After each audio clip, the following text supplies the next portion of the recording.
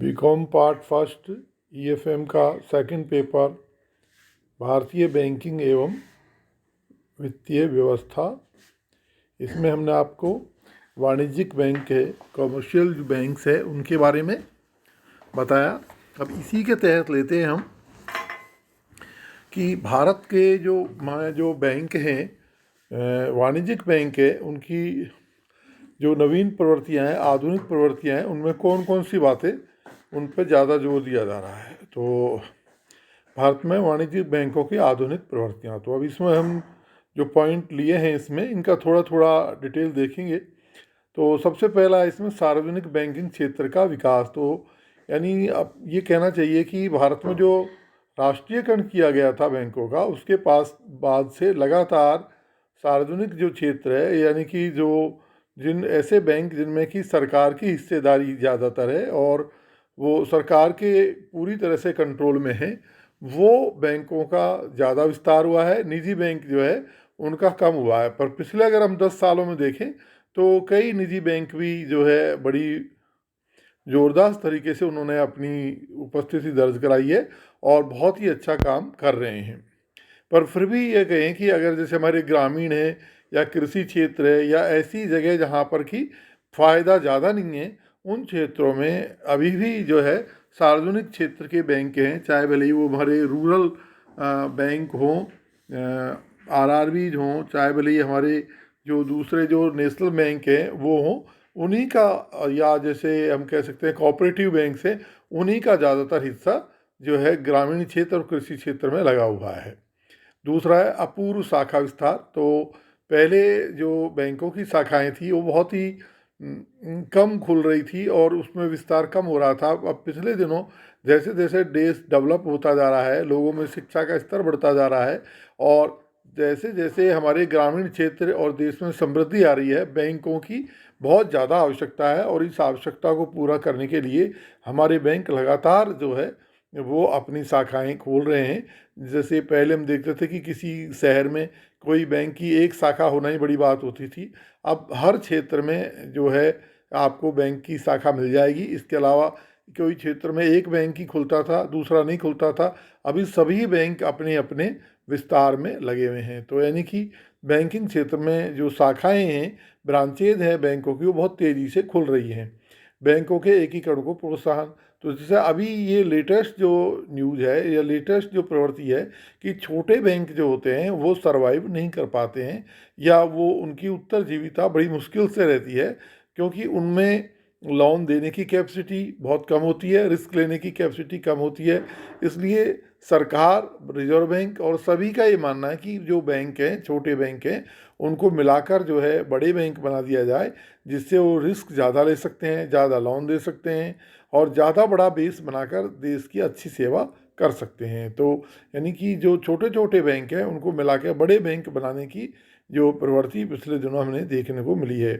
ग्रामीण क्षेत्रों में बैंकिंग, जैसे कि मैंने आपको बताया, सार्वजनिक क्षेत्र के बैंक का विकास में ये इसी के संदर्भ में है कि जो बैंक है पहले शहरों में ही रहते थे, शहरों में ही खुलते थे और वहीं पर जो है जो धनिक वर्ग है या ज़्यादा सुविधा प्राप्त वर्ग है उसी के लिए अपनी ये बैंकिंग सुविधाएं देते थे। अब धीरे धीरे जैसे ग्रामीण क्षेत्रों में समृद्धता बढ़ रही है, ग्रामीण क्षेत्रों में कृषि का विकास हो रहा है और ग्रामीण क्षेत्रों में शिक्षा का स्तर बढ़ रहा है, तो इन सभी की वजह से ग्रामीण क्षेत्रों में बहुत सारे बैंक खुल रहे हैं और ग्रामीणों की सुविधा के लिए भी अब बैंकों का होना बहुत आवश्यक है। पिछले दिनों जब से प्रधानमंत्री जो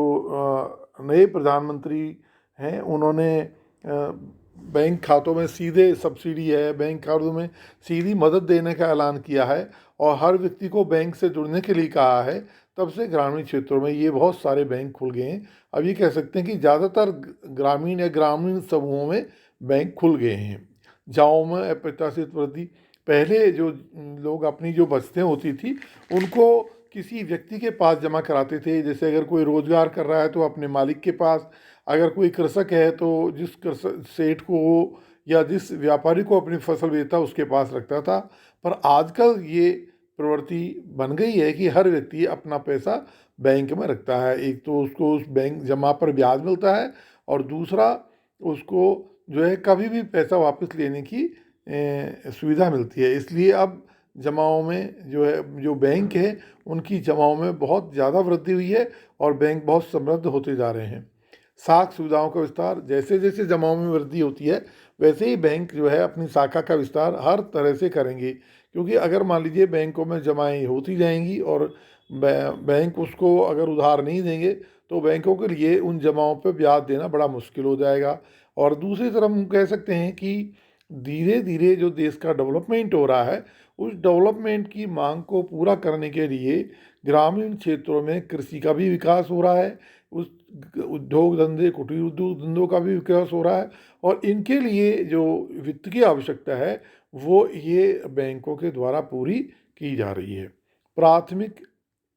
और उपेक्षित स्रोतों अधिक, तो सरकार का ये जोर होता है कि बैंक जो है ऐसे क्षेत्रों में भी जो है ऋण देवें जहाँ पर कि वो बहुत लाभकारी ऋण नहीं होते हैं। इसके लिए सरकार जो है ऐसे क्षेत्रों के लिए ऋण की और कई बार जो मूल जो अमाउंट होती है उसकी सब्सिडी भी देती है। तो ऐसे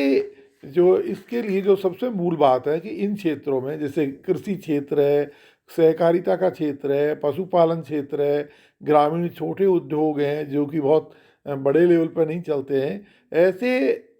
क्षेत्र में लोन देने के लिए सरकार ने इन बैंकों को निर्देशित किया है और साथ ही साथ इन क्षेत्रों में विभिन्न प्रकार की सब्सिडी दी है, जिससे कि अब बैंक जो है इन क्षेत्रों में बहुत अधिक से अधिक ऋण दे रहे हैं। अब वो केवल बैंक जो है अपना टारगेट बड़े उद्योगपति या बड़े लोगों को न रखकर इन छोटे लोगों को पर भी ध्यान दे रहे हैं।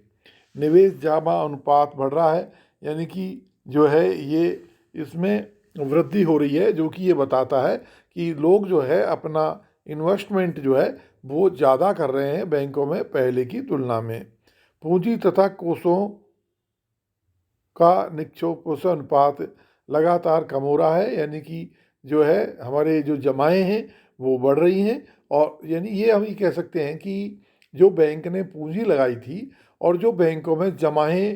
तेज़ी से बढ़ रही है, तो पूंजी जो है उसकी तुलना में जो बैंकों में जमाएँ हैं वो बहुत तेज़ी से बढ़ रही है। तो यानी ये अनुपात कम हो रहा है, यानी कि जमाओं में इतनी ज़्यादा वृद्धि हो गई है, इतनी ज़्यादा बढ़ गई है कि बैंक की पूंजी अब कोई मायने नहीं रखती है, या बैंक को अधिक अगर सुदृढ़ होना है तो अपना जो पूंजी बेस है वो बढ़ाना होगा।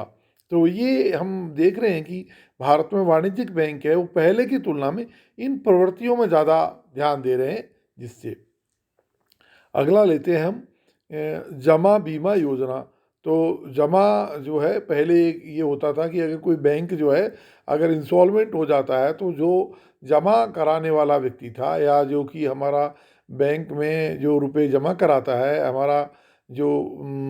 जमादाता है, बचत करता है, उसका वो बैंक के किसी भी वजह से, प्रॉब्लम की वजह से वो सारा का सारा पैसा अगर बैंक इंसॉल्वेंट है तो डूब जाता था। पर अब आजकल सरकार ने ये सुविधा कर दी है कि जो भी व्यक्ति बैंक में जमा कराएगा उस जमा का एक इंश्योरेंस हो जाता है। अगर मान लीजिए कि बैंक कभी इंसॉल्वेंट हो जाए, बैंक अगर कभी पैसा नहीं दे, तो उसकी एक निश्चित राशि तक जो है बीमा कंपनी उसको भुगतान करने के लिए जो है प्रतिबद्ध है। तो हम ये कह सकते हैं कि अब बैंकों में पहले ही जो है धन सुरक्षित होता था, अब ये जो इंश्योरेंस करने से और ज़्यादा सुरक्षित हो गया है।